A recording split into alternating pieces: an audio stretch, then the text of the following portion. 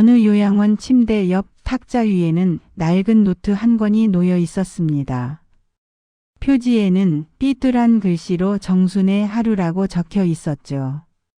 75세 박정순 할머니가 쓴 이 일기장에는 평범한 하루 일과가 아닌 충격적인 진실들이 담겨 있었습니다. 민수는 내 통장을 가져갔다. 내가 병원비로 쓰려던 돈이었다.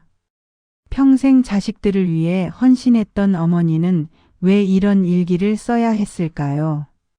그리고 어느 날 이 일기는 흔적도 없이 사라져버렸습니다. 의식불명으로 쓰러진 어머니 곁에는 피 묻은 노트 한 장만이 떨어져 있었죠. 해외에서 돌아온 막내딸 은영은 어머니의 일기를 통해 가족의 진실과 마주하게 됩니다. 일기의 마지막 장에 적힌 문장은 모든 것을 뒤집어 놓았습니다. 피보다 마음이 더 진짜 가족이다. 자, 지금부터 무슨 특별한 사연이 있었는지 지금 바로 시작해 보겠습니다. 차에서 내리는 순간 저는 알았어요. 이곳이 제 마지막 집이 될 거라는 걸요. 아들과 며느리가 양쪽에서 제 팔을 부축했습니다. 엄마, 여기 좋은 데예요. 깨끗하고 간호사들도 친절하대요. 며느리의 목소리는 밝았지만 그 눈은 저를 보지 않았어요. 요양원 입구를 들어서자 소독약 냄새가 코를 찔렀습니다. 복도 저편에서는 누군가의 기침 소리가 메아리처럼 울렸죠. 휠체어에 앉은 노인들이 멍하니 창밖을 바라보고 있었어요. 마치 누군가를 기다리는 것처럼요. 어르신 환영합니다. 이쪽으로 오세요. 간병인이 따뜻하게 웃으며 맞아주었습니다. 40대 중반쯤 되어 보이는 그녀의 얼굴엔 세월의 피로가 배어 있었어요. 하지만 그 눈빛만큼은 진심이 담겨 있었습니다. 제 방은 3층 3045였어요. 침대 2개가 놓인 2인실이었죠. 창문 너머로는 아파트 단지가 보였습니다. 사람들이 분주히 오가는 모습이 마치 다른 세상 같았어요. 짐은 여기 두시면 돼요. 필요한 거 있으면 언제든 연락하세요. 아들이 제 어깨를 토닥였습니다. 잠시만 맡기는 거예요. 상태 좋아지면 바로 모셔갈게요. 거짓말이었어요. 저는 알고 있었습니다. 아들 부부가 지난 몇 달간 얼마나 자주 싸웠는지 그 싸움의 중심에 제가 있었다는 걸요.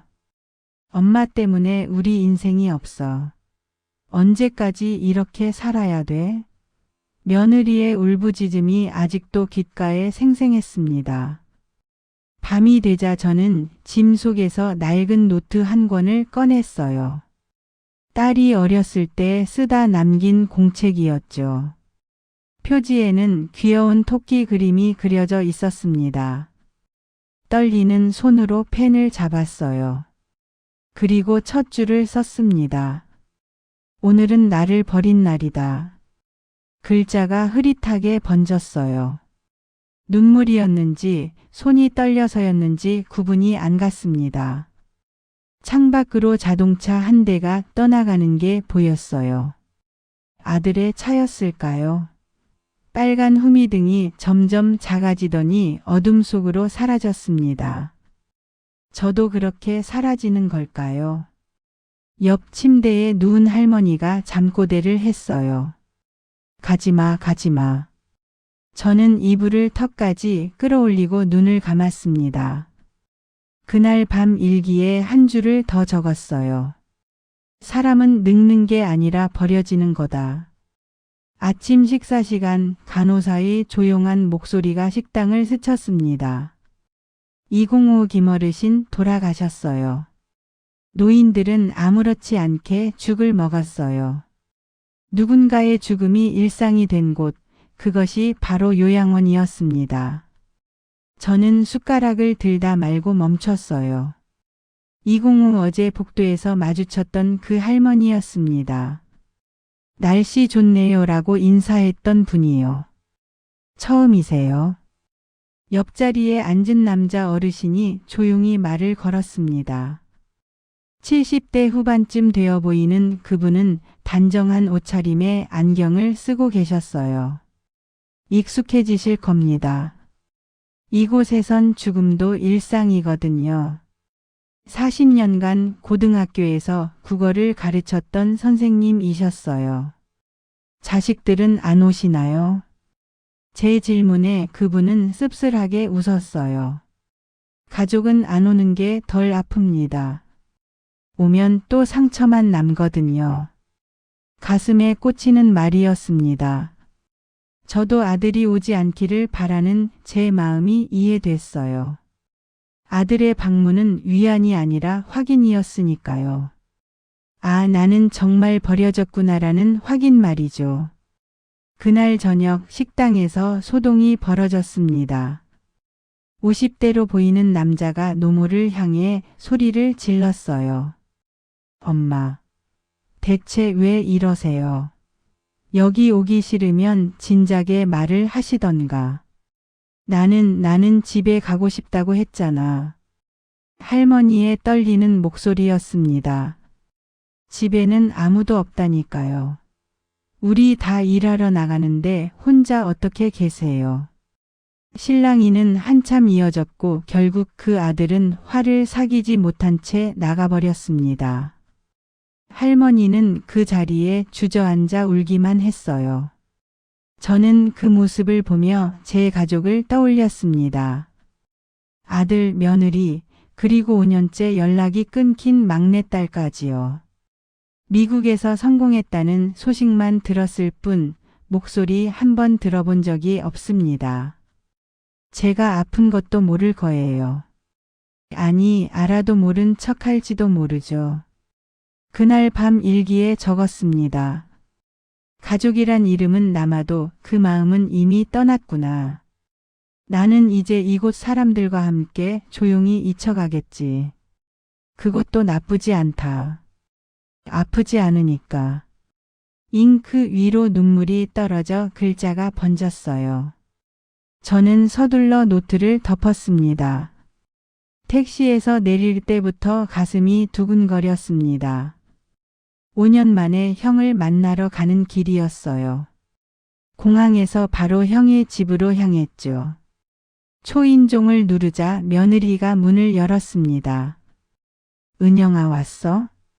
형수는 어색하게 웃었어요. 거실로 들어서자 형이 소파에 앉아 있었습니다.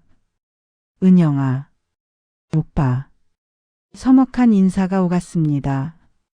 커피를 마시며 이런저런 이야기를 나누던 중 형이 조심스럽게 말을 꺼냈어요. 은영아, 사실은. 왜? 무슨 일 있어? 엄마가 요양원에 계셔. 귀를 의심했습니다. 뭐라고? 치매 진단을 받으셔서 우리가 돌보기엔 힘들어서요. 아니, 오빠. 왜 말을 안 한 거예요? 목소리가 커졌습니다. 형수가 끼어들었어요. 은영아, 내가 바쁘다고 해서 연락을 안 한 거야. 우리도 어쩔 수 없었어. 어쩔 수 없다고? 엄마가 치매라고?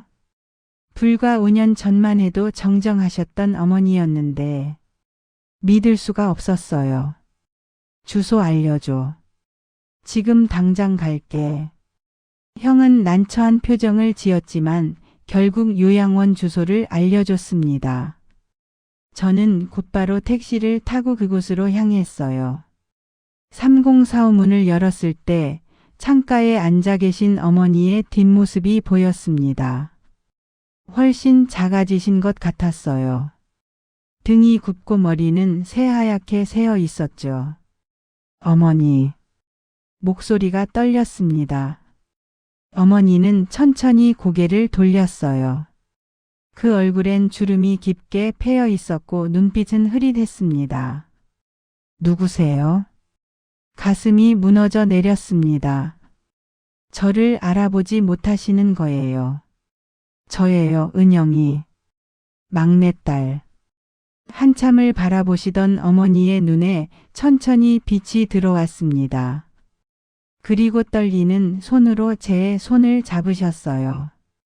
은영아, 내가 왔구나. 눈물이 쏟아졌습니다. 저도 어머니도 함께 울었어요. 미안해요. 진작 오지 못해서. 아니야, 내가 성공했다잖니. 그걸로 됐어. 어머니는 제 손을 꼭 쥐고 놓지 않으셨습니다. 마치 제가 다시 떠날까 봐 두려워하시는 것처럼요. 그때 제 눈에 들어온 것이 침대 옆 탁자 위의 낡은 노트였습니다. 표지에는 정순의 하루라고 적혀 있었어요. 이게 뭐예요? 아, 그건 일기야. 심심해서 쓰는. 어머니는 피곤하신지 곧 잠이 드셨습니다. 저는 조심스럽게 그 노트를 펼쳤어요. 첫 장에 적힌 문장을 읽는 순간 온몸이 얼어붙었습니다. 오늘은 나를 버린 날이다. 손이 떨렸습니다. 저는 계속해서 페이지를 넘겼어요. 그리고 거기서 시작됐습니다. 한 어머니의 숨겨진 고백이. 민수가 내 방에 들어왔다. 통장을 달라고 했다. 급한 일이 있다며. 나는 믿고 주었다. 병원비로 쓰려던 돈 350만 원이 들어있는 통장이었다. 며칠만 쓰고 돌려준다고 했다. 하지만 한 달이 지나도 소식이 없다. 통장을 돌려달라고 했더니 화를 냈다. 엄마는 돈만 아세요? 제가 얼마나 힘든데. 나는 아무 말도 하지 못했다. 내 아들이 이렇게 변할 줄은 몰랐다. 며느리가 말했다. 어머님, 이제 우리도 좀 편하게 살고 싶어요. 요양원 알아봤으니 거기 가시는 게 어때요? 가슴이 무너졌다. 하지만 나는 고개를 끄덕였다. 더 이상 짐이 되고 싶지 않았다. 저는 일기를 덮을 수가 없었어요. 페이지를 넘길 때마다 충격적인 내용들이 쏟아졌습니다. 형이 오빠가 어머니의 돈을, 그것도 병원비를. 저는 당장 형에게 전화를 걸었습니다. 오빠 지금 어디야? 나 엄마 요양원에 있어. 왜? 무슨 일 있어? 오빠가 엄마 돈 가져간 거 사실이야. 전화기 너머로 정적이 흘렀습니다. 한참 후에야 형의 목소리가 들렸어요. 누가 그래? 엄마 일기에 다 적혀 있어. 350만 원 빌려갔다고. 병원비로 쓰려던 돈이었대. 그건. 저는 형과 형수를 요양원으로 불렀습니다. 어머니가 산책 나가신 사이 우리는 작은 상담실에 마주 앉았어요. 오빠 대체 왜 그랬어? 한참을 입을 열지 못하던 형이 결국 터져 나왔습니다. 그 돈? 다 엄마 위에 썼어. 요양원비가 한 달에 얼마인지 알아? 200만 원이 넘어. 내가 지금까지 얼마나 됐는데. 그래도 엄마 돈을 몰래 가져가는 건. 몰래? 엄마가 주셨어. 급하다니까 주신 거라고. 형수가 끼어들었어요. 은영아, 내가 뭘 알아? 5년 동안 소식 한 번 없었잖아. 우리가 얼마나 힘들게 모셨는데. 말다툼은 점점 격해졌습니다. 결국 아무것도 해결되지 않은 채 형 부부는 화를 내며 나가버렸어요. 저는 다시 일기를 펼쳤습니다. 그리고 마지막 부분에 적힌 문장을 읽었어요. 너무 미워하지 마라, 은영아. 내가 이 일기를 읽게 될 줄 알았다. 다 내가 만든 결과야. 내가 너희를 이렇게 키웠으니까. 죄는 내가 지었고 벌은 너희가 받는구나. 미안하다. 하지만 이제는 알아야 한다. 진짜 가족이 누구인지를. 무슨 뜻일까요? 어머니는 대체 무슨 말씀을 하시려는 걸까요? 그날 밤 어머니는 잠결에 제 손을 잡고 중얼거리셨어요. 은영아, 일기 다 읽었니? 네. 그럼 이제 알겠구나. 내가 왜 이렇게 살아야 했는지. 저는 손을 꼭 쥐었습니다. 하지만 어머니의 말씀이 무슨 의미인지 아직은 알 수 없었어요. 요양원에 이상한 소문이 돌기 시작했습니다. 간병인 미경 씨가 해고됐대요. 왜요? 그렇게 성실한 분인데. 글쎄요, 뭔가 문제가 있었나 봐요. 저는 어머니를 뵈러 갔다가 복도에서 수군거리는 소리를 들었어요. 어머니를 그렇게 잘 돌봐주시던 분인데. 더 충격적인 일은 그 다음에 일어났습니다. 경찰이 요양원에 들이닥친 거예요. 3069 김철수 어르신 방에서 현금이 분실됐다는 신고가 들어왔습니다. 국어 선생님이셨던 그분이었어요. 얼마나 없어졌냐고 물으니 500만 원이라고 했습니다. 가족분이 명절에 드리고 간 돈인데 서랍에 넣어뒀다가 사라졌다고 하시네요. 요양원은 발칵 뒤집혔습니다. 간호사들과 간병인들이 조사를 받았고 CCTV를 확인했지만 범인은 나타나지 않았어요. 그날 밤 어머니는 불안해하셨습니다. 은영아, 내 서랍도 확인해봐라. 금고가 있는데. 저는 서랍을 열었어요. 작은 금고가 있었고 비밀번호는 제 생일이었습니다. 금고를 열자 통장 한 권과 현금 150만 원이 들어 있었어요. 다행이에요. 다 있어요. 그래, 다행이다. 하지만 며칠 후 그 돈마저 사라졌습니다. 어머니가 낮잠을 주무시는 사이 누군가 방에 들어와 금고를 열어간 거예요. 비밀번호를 알았던 걸까요? 저는 곧바로 원장실로 달려갔습니다. 원장님, 우리 어머니 돈이 없어졌어요. 그게 증거가 없어서. CCTV도 복도만 찍히거든요. 방 안까지는. 그럼 어떻게 하란 말이에요? 경찰에 신고하시는 수밖에. 저는 분노와 무력감에 휩싸였습니다. 이곳은 대체 무슨 곳인가요? 노인들을 보호해야 할 곳 아닌가요? 그날 저녁 어머니는 일기를 꺼내 쓰셨어요. 저는 옆에서 그 모습을 지켜봤습니다. 이곳도 세상과 다르지 않다. 약한 자의 것을 강한 자가 가져간다. 나는 이제 아무것도 믿을 수 없다. 가족도 이곳 사람들도. 어머니의 손이 떨렸어요. 저는 그 손을 잡았습니다. 괜찮아요. 제가 지켜드릴게요. 그런데 그날 밤 끔찍한 일이 벌어졌습니다. 새벽 2시쯤 복도에서 비명 소리가 들렸어요.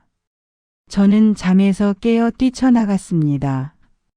복도 끝 화장실 앞에 어머니가 쓰러져 계셨어요. 머리에서 피가 흐르고 있었죠. 엄마, 엄마. 어머니 옆에는 낡은 노트가 떨어져 있었습니다. 일기장이었어요. 피가 몇 방울 튀어 있었죠. 간호사들이 달려왔고 곧 119가 불렸습니다. 어머니는 의식이 없었어요. 어르신, 정신 차리세요. 어르신. 저는 떨리는 손으로 일기장을 집어들었습니다. 그런데 이상했어요. 마지막 장 몇 페이지가 찢겨나간 것 같았거든요. 그때 복도 저편에서 누군가 저를 지켜보고 있었습니다. 수간호사였어요. 그녀의 얼굴에는 묘한 표정이 스쳐 지나갔죠.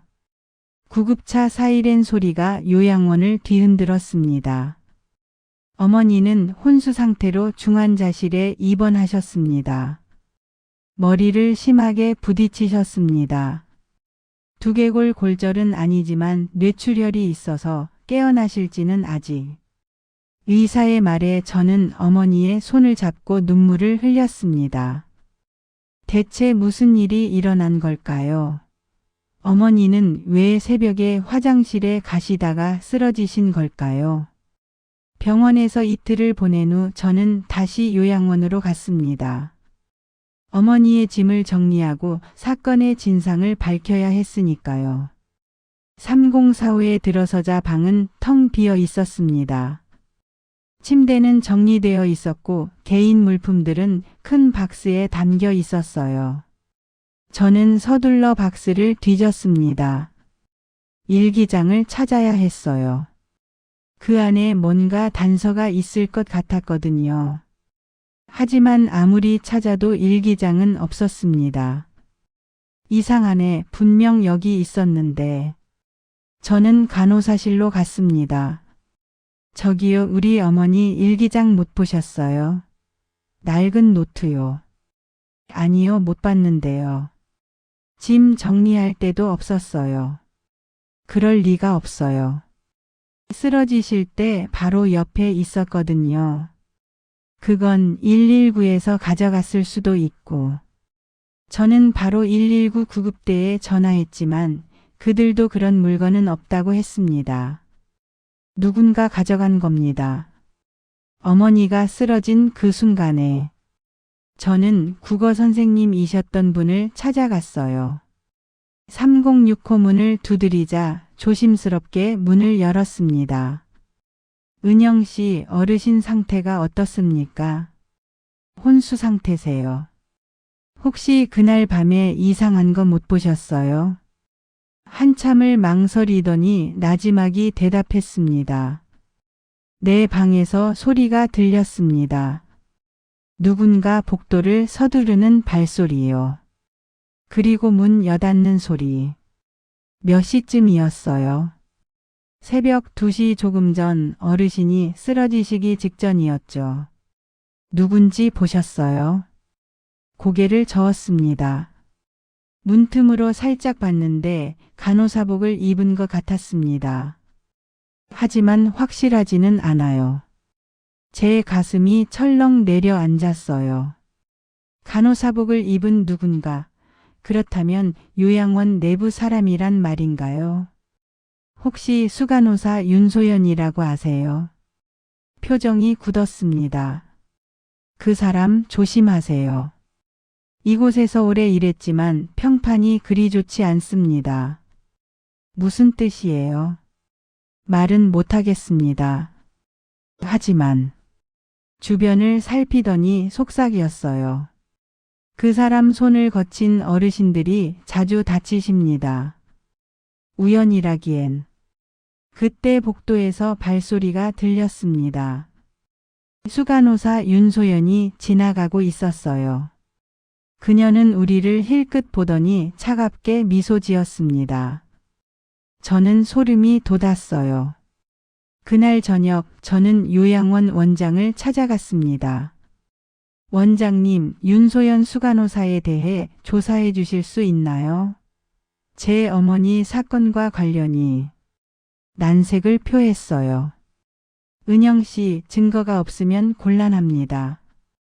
윤 간호사는 이곳에서 10년째 일하는 베테랑이에요. 하지만 일단 경찰 조사 결과를 기다려봅시다.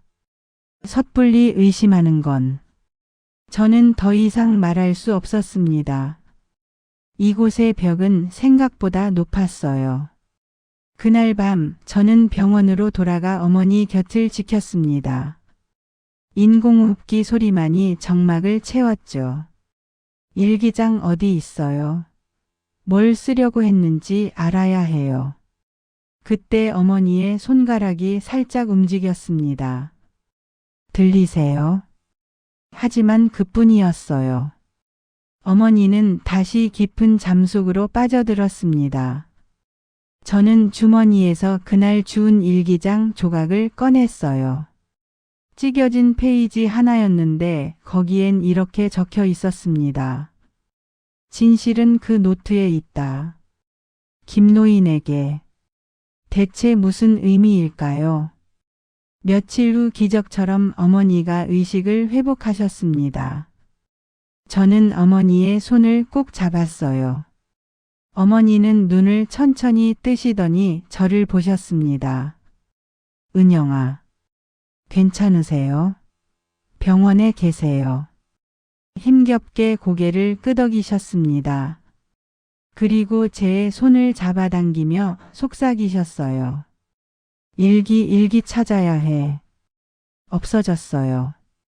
누가 가져간 것 같아요. 어머니의 눈이 커졌습니다. 안 돼, 그 안에 진실이. 누가 가져갔어요? 누가? 숨을 헐떡이셨어요. 너무 흥분하시면 안 되는 상태였죠. 김노인 그분한테 맡겼어. 김노인요? 내가 위험할 것 같아서 마지막 장을 그분께.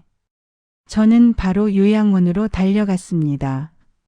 3065 문을 두드렸지만 대답이 없었어요. 저예요, 박은영이에요.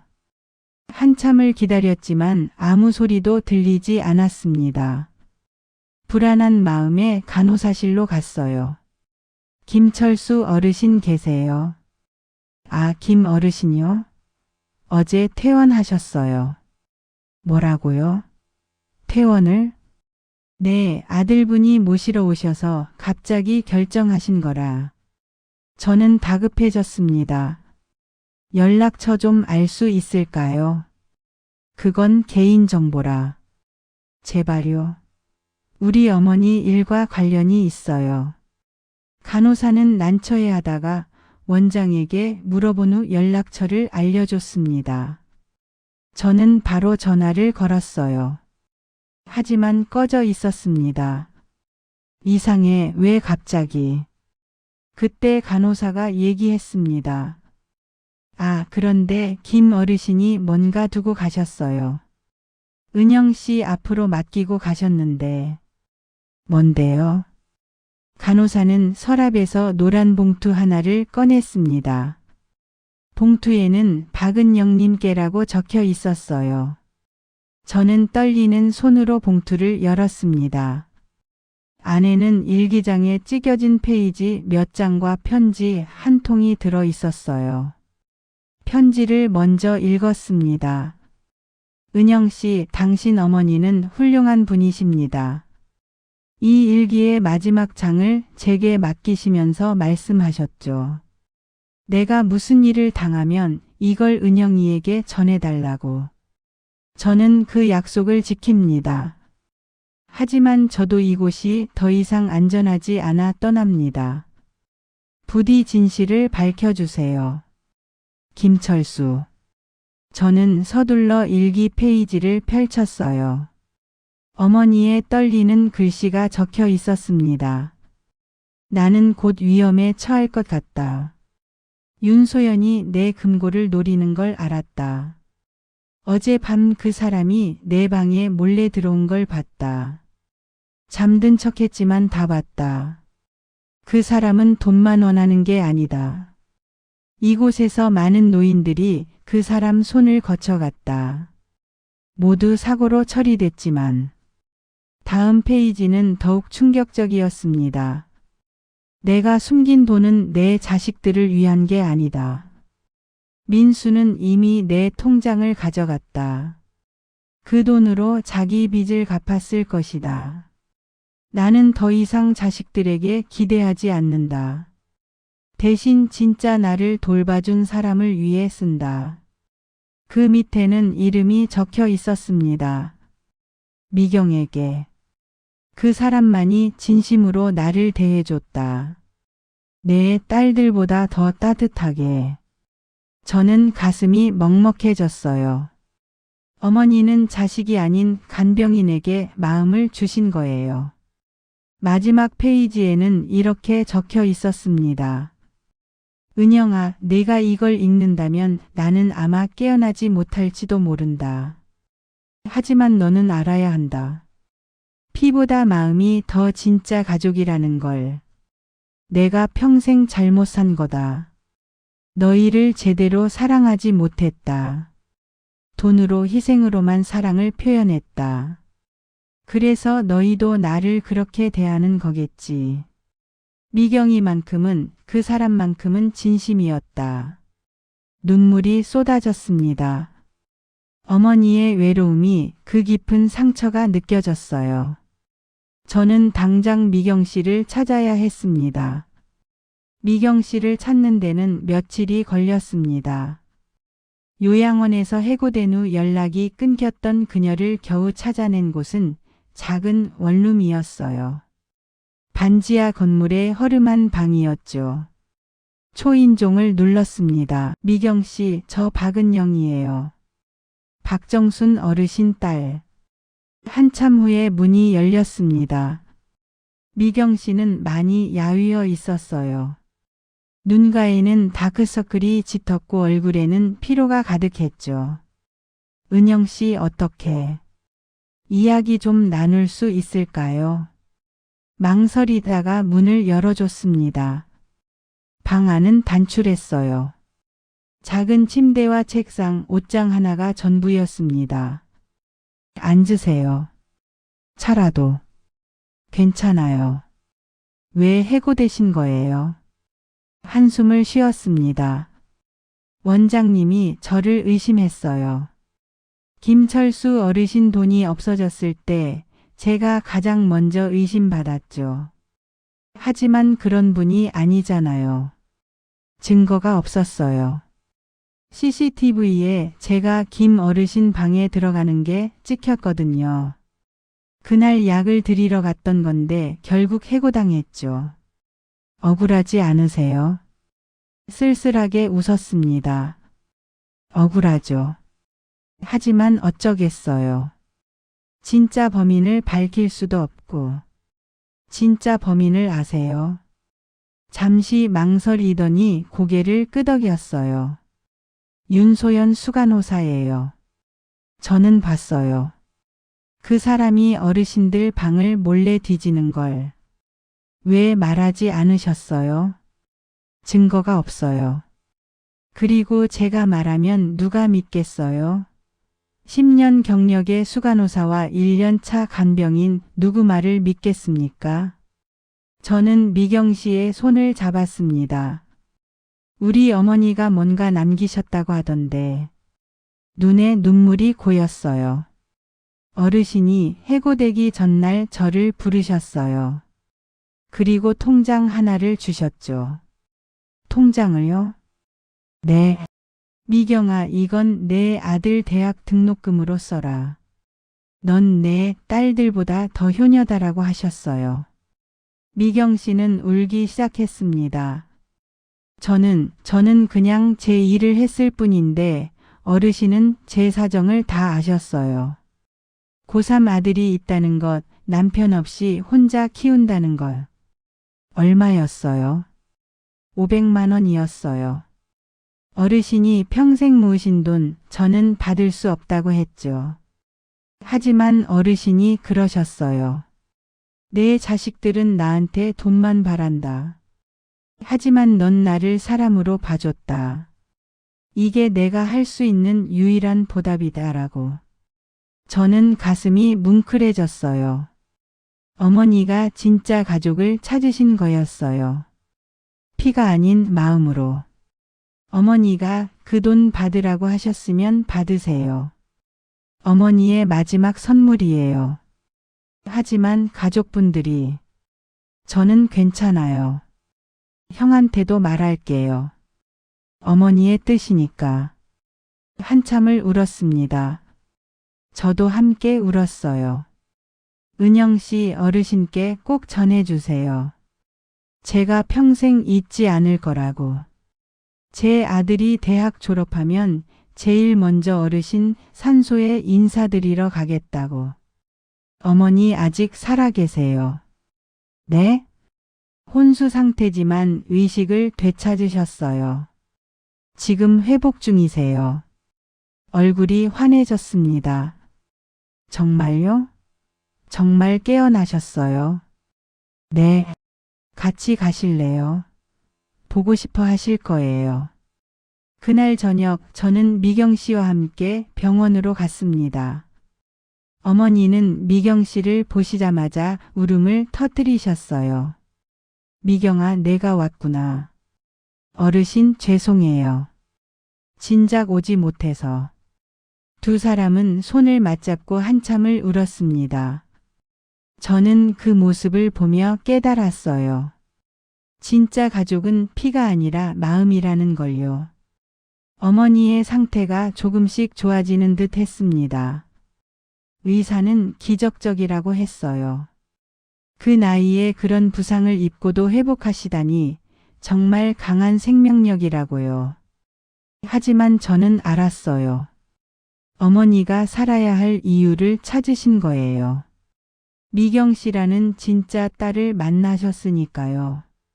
저는 형을 병원으로 불렀습니다. 이제는 진실을 말해야 할 때였어요. 오빠 앉아. 형은 어머니 병상 옆에 조심스럽게 앉았습니다. 형수도 함께였죠. 어머니 일기 다 읽었어. 형의 얼굴이 굳었습니다. 어머니가 오빠한테 얼마나 실망하셨는지, 얼마나 외로우셨는지 다 알았어. 은영아. 하지만 저도 마찬가지예요. 저도 5년 동안 소식 한 번 안 했잖아요. 성공했다는 핑계로 어머니를 잊고 살았어요. 저는 눈물을 닦았습니다.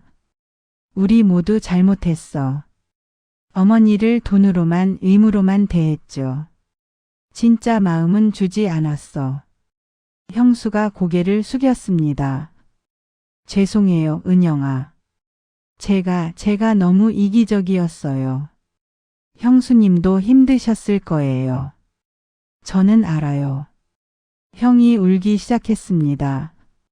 미안해, 엄마, 내가 정말 잘못했어. 돈이 급해서 그냥. 어머니는 눈을 뜨시고 형을 보셨어요. 그리고 힘없이 손을 내미셨죠. 민수야. 형은 어머니 손을 잡고 엉엉 울었습니다. 형수도 함께 울었어요. 용서해 주세요. 제가 못난 아들이에요. 어머니는 고개를 저으셨어요. 아니야, 내가 너희를 그렇게 만들었어. 돈으로만 사랑을 표현해서. 가족 모두가 울었습니다. 그렇게 한참을 함께 울었어요. 그날 밤 저는 어머니 귀에 속삭였습니다. 이제 알아요. 왜 일기를 쓰셨는지. 우리에게 진짜 중요한 게 뭔지 알려주시려고. 어머니는 희미하게 미소 지으셨어요. 우리 다시 시작해요. 진짜 가족으로. 하지만 그날 밤 어머니의 상태가 급격히 나빠졌습니다. 새벽 3시 간호사가 급하게 달려왔어요. 보호자분. 어르신 심박수가.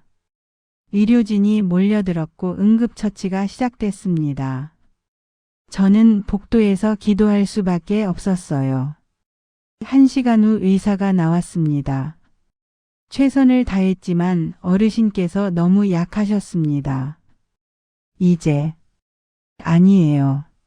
아니에요. 저는 병실로 뛰어들어갔습니다. 어머니는 산소 마스크를 쓰고 힘겹게 숨을 쉬고 계셨어요. 가지 마세요. 어머니의 손을 잡았습니다. 그 손은 차갑게 식어가고 있었어요. 어머니가 입을 움직이셨어요. 저는 귀를 가까이 댔습니다. 은영아, 미경이 잘 부탁해. 네, 제가 돌볼게요. 너희를 사랑한다. 그것이 어머니의 마지막 말씀이었습니다. 새벽 4시 32분 어머니는 조용히 숨을 거두셨어요. 창밖으로 부드러운 아침 햇살이 스며들고 있었습니다. 저는 어머니의 손을 놓지 못했어요. 일기장을 가슴에 안고 말했습니다. 이제 저 버리지 않을게요. 마음속에서 절대 보내지 않을게요. 장례식은 조용히 치러졌습니다. 미경 씨가 와서 함께 울어줬어요. 김철수 어르신도 연락을 받고 찾아와 주셨죠. 훌륭한 분이셨습니다. 짧은 시간이었지만 진짜 어른을 만났습니다. 그분의 말씀이 가슴에 남았어요. 49제가 끝난 후 저는 다시 요양원을 찾아갔습니다. 3045 문을 열었어요. 이미 새로운 어르신이 들어와 계셨지만 원장님께 양해를 구하고 잠시 들어갔습니다. 어머니가 누워 계셨던 침대는 깨끗하게 정리되어 있었어요. 하지만 창가에는 하얀 카네이션 한 송이가 놓여 있었습니다. 이건 김철수 어르신이 두고 가셨어요. 박 어르신을 위해서라고 하시면서. 간호사의 말에 저는 그 꽃을 조심스럽게 집어들었습니다. 그리고 어머니의 일기를 다시 펼쳤어요. 마지막 페이지를 넘기자 낯선 글씨가 적혀 있었습니다. 김철수 어르신의 글씨였어요. 사람은 버려지지 않습니다. 다만 잊힐 뿐입니다. 박정순 어르신, 당신은 잊히지 않을 것입니다. 적어도 이곳에서 당신을 만난 우리에게는. 눈물이 또 흘렀습니다. 저는 요양원을 나와 미경 씨를 만났어요. 약속대로 어머니의 통장을 전해드렸습니다. 은영 씨, 정말 괜찮아요? 네. 어머니의 마지막 뜻이에요. 아들 대학 보내세요. 감사합니다. 평생 잊지 않을게요. 그날 밤 저는 새 노트를 샀습니다. 어머니처럼 저도 일기를 쓰기 시작했어요. 첫 페이지에 이렇게 적었습니다. 오늘 나는 진짜 가족의 의미를 배웠다. 피가 아니라 마음이라는 것을. 늦게 깨달아서 미안해요. 하지만 이제 알았어요. 평생 우리에게 가르쳐 주려 했던 것을. 저는 매일 일기를 씁니다. 어머니가 그랬듯이요. 그리고 한 달에 한 번 미경 씨와 함께 어머니 산소를 찾아가요. 미경 씨의 아들도 함께요. 할머니, 저 대학 합격했어요. 할머니 덕분이에요. 그 아이의 밝은 목소리를 들으며 저는 생각합니다. 어머니의 사랑은 이렇게 계속되는 거구나. 일기장에 남긴 한 줄 한 줄이 어머니의 마음이 이렇게 우리 곁에 남아있구나. 요양원에 버려진 줄 알았던 어머니는 사실 아무도 버리지 않으셨어요. 오히려 우리에게 가장 큰 선물을 남기셨죠. 진짜 사랑이 무엇인지를, 가족이란 무엇인지를, 그리고 사람이 기억되는 방법은 돈이 아니라 마음이라는 것을. 저는 오늘도 일기를 씁니다. 어머니가 남기신 그 마음을 세상에 전하기 위해서요.